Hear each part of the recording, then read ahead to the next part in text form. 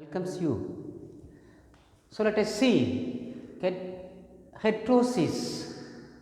The word from Greek hetero, literary different, cis, literary condition. வேறுபட்ட அமைப்புன்னு சொல்கிறோம் heterosis. The word from Greek literary hetero means different, வேறுபட்ட, cis means condition, நிலை, வேறுபட்ட நிலை. G.H. Schall was the first scientist to use the term heterosis. So the heterosis ங்கிற வார்த்தையை முதல்ல G.H. Schall அப்படிங்கிற scientist தான் பயன்படுத்தினான்னு பார்க்கணும். In year 1912 the first used the term, the word by G.H. Schall, heterosis, which are defined as the superiority of the F1 hybrid, முதல் தலைமுறையில் ஏற்படக்கூடிய கலப்பினம்.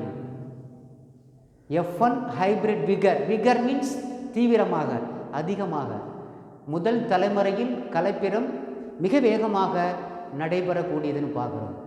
So அதை தான் சொல்கிறோம் heterosis. So the word heterosis first coined by G.H. Schall in year 1912.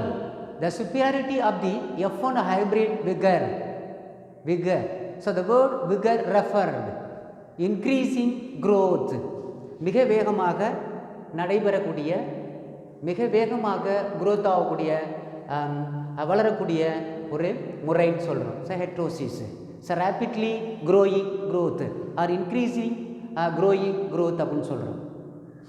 For example vegetative propagation, ஒரு தண்டை அதை cut பண்ணி ஃபேவரபிள் சாயிலில் வச்சோம்னா திரும்ப அது வேகமாக வளருது. ஃபார் எக்ஸாம்பிள் முருங்கை மரம். ஸோ முருங்கை மரத்தை அந்த தண்டை கட் பண்ணி வச்சோம்னா ஒரு 10 நாளில் உடனே முளைக்க ஆரம்பிச்சிடும். So one type of vegetative propagation, உடல்வலி இனப்பெருக்கம். ஸோ அதோடைய கிளாசிஃபிகேஷன் பார்க்குறோம். euheterosis, pseudo heterosis. not true heterosis நமக்கு தெரியும், உண்மையான ஒரு கலப்பினம் ஏற்பட்டு மிக விரைவாக வளரக்கூடிய இனத்தை அப்படின்னு சொல்கிறோம் euheterosis. பொய்யான, pseudo means பொய், pseudo means பொய். The first one euheterosis, which is inherited truly, உண்மையாக மரபணுக்களில் மாற்றம் அதாவது இணைவு ஏற்படக்கூடியன்னு சொல்கிறோம். அதனுடைய டைப்ஸ் பார்த்தோம்னா, so A, so result from sheltering or eliminating of deleterious, unfavorable, often lethal. So இந்த euheterosis நடைபெறும். ஆனால் இந்த தாவரங்களில் இறத்தல் நிகழ்வானது ஏற்படும். இறப்பு lethal மீன்ஸ் இறப்பு. ஸோ இந்த இனங்களில் மரபணுக்கள் தொடர்பு ஏற்படும் பொழுது sheltering or eliminating or deleterious, unfavourably, often lethal. அப்போ ஃபேவரபிள் இருந்தாக்க அதை தகுந்த சூழலாக இருந்தால் ஓகே, தகாத சூழ்நிலையில் அந்த இனமானது இறப்பிற்கு உள்ளாகும் அல்லது இறக்க நேரிடும் பார்க்குறோம். That is the result from sheltering or eliminating deleterious, unfavorable, often lethal. Second, the balanced euheterosis.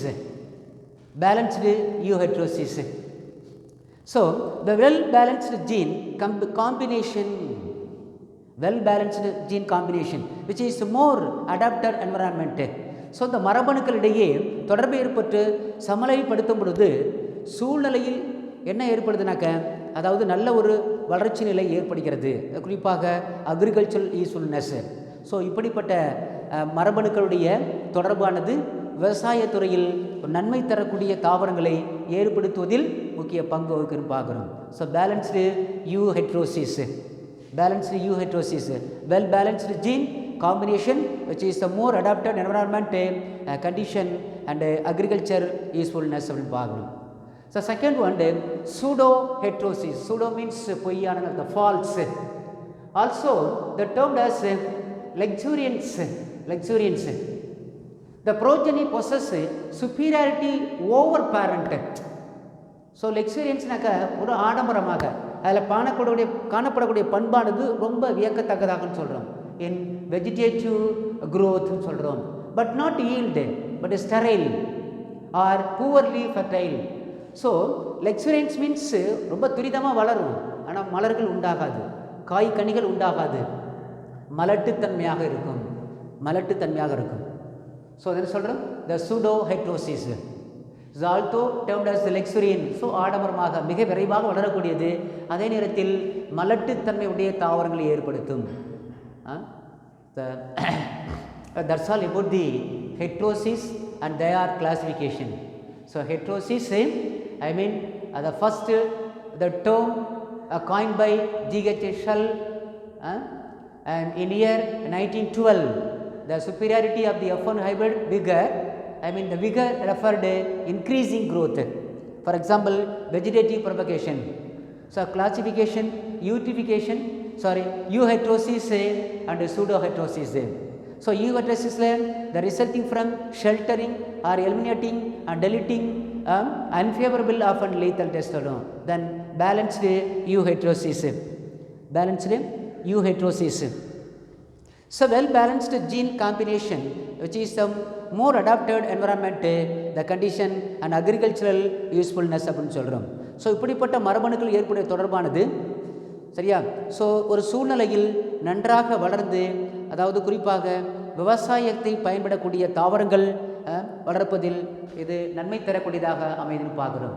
Then pseudo hidrosis so also termed as the luxuriance is an important word.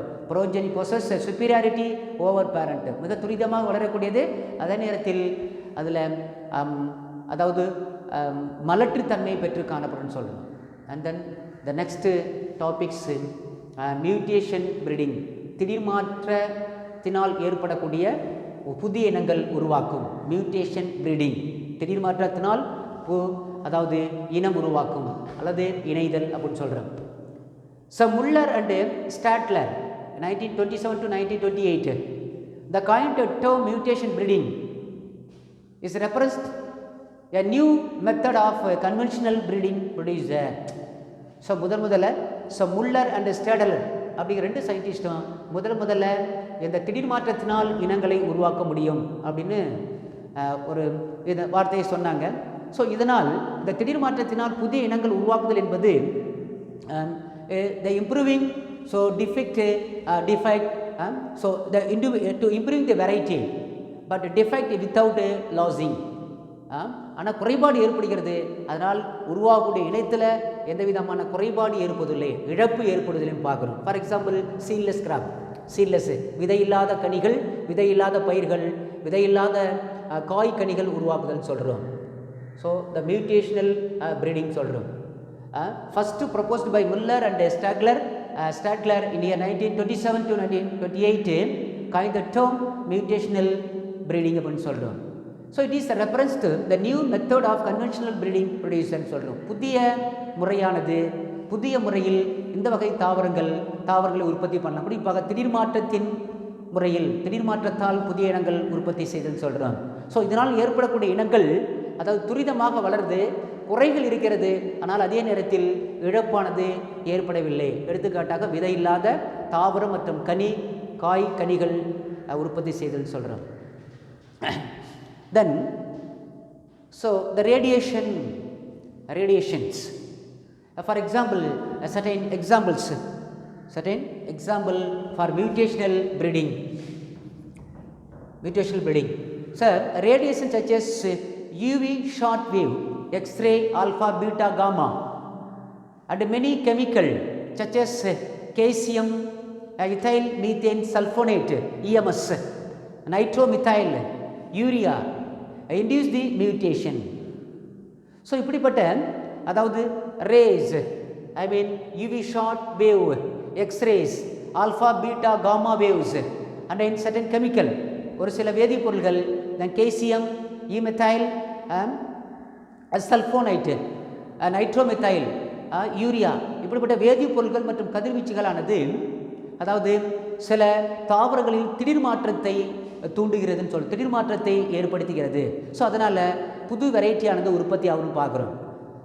So இப்படி திடீர் மாற்றத்தினால் அதாவது சூரிய கதிர்வீச்சில் பெறப்படக்கூடிய சில கதிர்வீச்சுகள் மற்றும் சில வேதிப்பொருள்கள் திடீர் மாற்றத்தை தூண்டுவதால் ஒரு புதிய இனங்கள் உற்பத்தி ஆகுதுன்னு பார்க்குறோம். Triple gene dwarf wheat, triple gene அதாவது என்ன சொல்கிறோம், அதை 3 அதாவது குட்டை இன அதாவது கோதுமை ரகத்தில் திடீர் மாற்றம் ஏற்படும் பொழுது, அப்புறம் 3 வகை குட்டை இன அந்த கோதுமை ரகத்தில் திடீர் மாற்றத்தை ஏற்படுத்தும் பொழுது ஈல்டு வந்து அதிகமாக இருக்குது, ஹைட் அதிகமாக இருக்குன்னு சொல்கிறோம். For example Atomita 2 rice, that is the mutational variety. So இந்த வெரைட்டியானது Atomita 2 rice with well and grow in saline tolerance and pest resistance, உவர்ப்பு நிலத்தில் நன்றாக வளரக்கூடியது, பூச்சி தாக்காத தன்மையை பெறுகிறதுன்னு பார்க்குறோம். Pest resistance and well and grow in salinity soil or saline tolerance. So for you NEET, the first Gamma garden in India is Bose Research Institute. Gamma garden in India, name Bose Research Institute at India. First Gamma garden, one type of radioactive mutation in the species. So frame here one laboratory for first Gamma garden in India is Bose Research Institute at Kolkata in year 1959. Later this institute established named as Indian Agriculture Research Institute in 1920. So that's all. Thank you.